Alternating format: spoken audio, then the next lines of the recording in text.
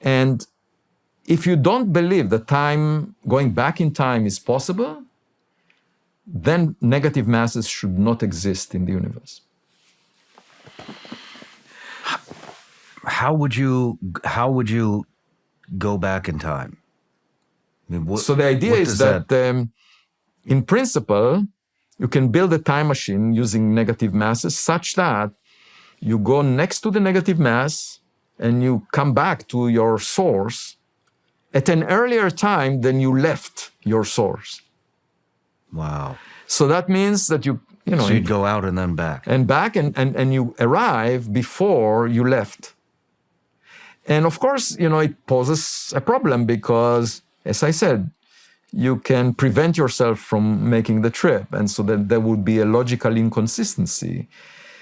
There is a lot of debate about whether moving faster than light is possible, whether going back in time is allowed.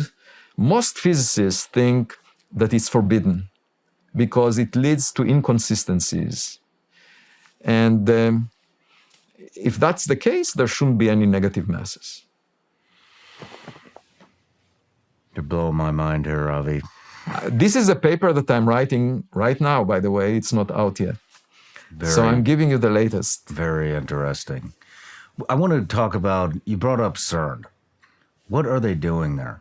There's a lot I actually visited CERN. You visited CERN? Yeah, because they invited me to give a public lecture just a few months ago.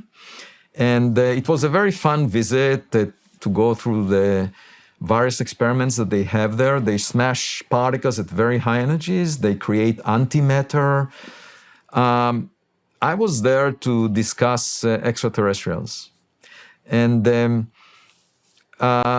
it was interesting to see what they are doing. But at dinner, when there were a number of high net worth individuals that came to dinner and sat with me, and out of a group of about a dozen people at dinner, 2 of them said that they saw some unidentified objects, very unusual objects. For example, one of them said that 20 years ago, he saw a giant object in the sky that was moving so fast that it could move faster than fighter jets that were chasing it at the time.